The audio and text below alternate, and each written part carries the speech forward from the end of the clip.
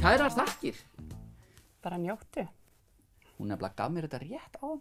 Ég hef engan hitt til þess að kaupa þetta af. Nei. En ég mun versla mér annað. Flottir, þetta frá Krabbameinsfélaginu. Hvernig gengur átakið?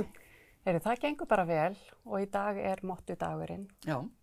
Þar sem að við hvetjum bara fólk og fyrirtæki til að taka þátt og bara gera eitthvað skemmtilegt saman. Hóphefli á vinnustöðum og senda inn myndir og bara gera eitthvað skemmtilegt. Það er mjög áhugavert að fara í sund og fótbolta núna, en sem maður sér karlmenn á öllum aldri skarta misfallegum mótum, get ég sagt. Já, einmitt.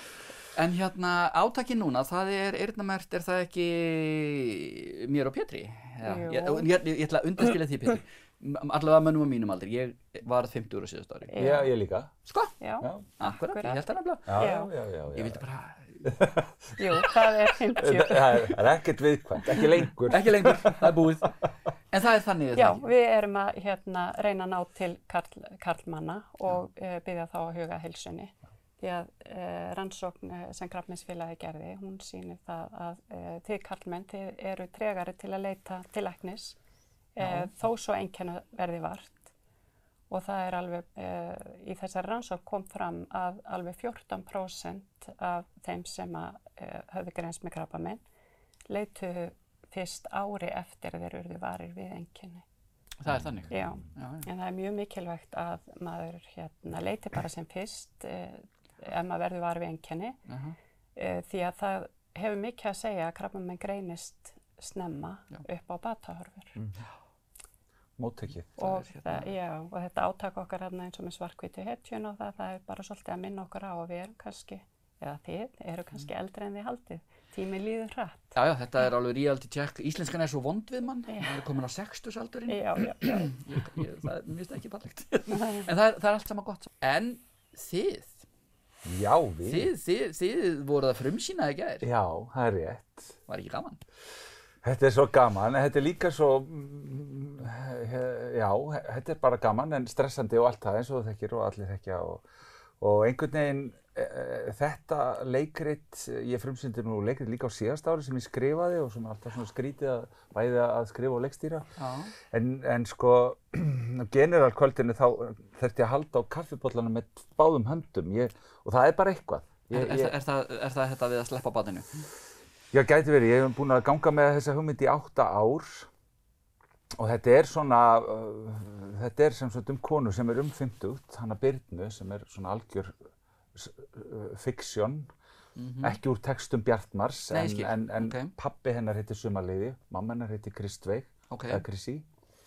Og fyrsti kærastinn hét Haraldur, Halli Engisbrett alltaf kallaður. Og þannig að þetta er svona þessi kona að segja okkur þessa sögu á þessum tímamótum og það sem hún horfir tilbaka og gerir upp lífið í fylgd með fullorðnum. Þetta er í flashbackum? Já, þetta er það. Þetta eru tímabil fram og tilbaka, sko. Og hér er hún, sem sagt, Birna, hér hún er 5 og 8 og 9 ára, sem sagt.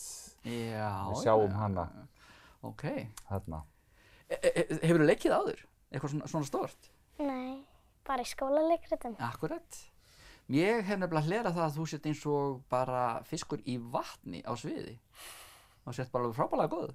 Er ekki gaman? Jú, mjög. Svo farið meira sér að leika nöfnu mömmu þinnar? Já. Já, það. Tilviljun. Það er stórkostlegt. Og hvað, hvað er skemmtilegast? Er skemmtilegast að leika eða fá að syngja eða bara allt? Bara allt. Bara allt. Eða vinna allan í búningsklefa í Olsen Olsen eða spilum. Já, auðvitað, þú náttúrulega keppnismanneski á öllum sviðum. En hvaða lög farið að syngja? Fæ að syngja í Súrmjólkihátinn, Seriösa kvöldin, ég syng líka í Sunnudagsmorgun og svo syng ég svona, í Týnda kynslóðin og í Fylgd með fullorðnum. Akkurat. Þá er smá tóndæmi. Ég er bara 5 ára og kenna á því fæ. Klukkan sé á morgnanum, ég drösla niður í bæ. Enginn tekur eftir því, þó heyrist lítið kvein. Því mamma er að vinna en er orðin allt og sein. Æðislegt. Fullkomið pitch, vel gert. Ok, þú ert alveg með þetta. En hvaðan kemur sagan? Ég veit það ekki alveg. Ef ég reyni að segja það, þetta er það gömul hugmynd og ég er mikill aðdáandi Bjartmars. Já. Og þegar ég var í útvarpi hérna ekkert löngu eftir myndbreytingu, þá var hann alveg vinsælastur. Og hérna, tók ég svolítið til mín þessa texta. Mér fannst þetta svo magnað, út frá sjónarhorni barnsins.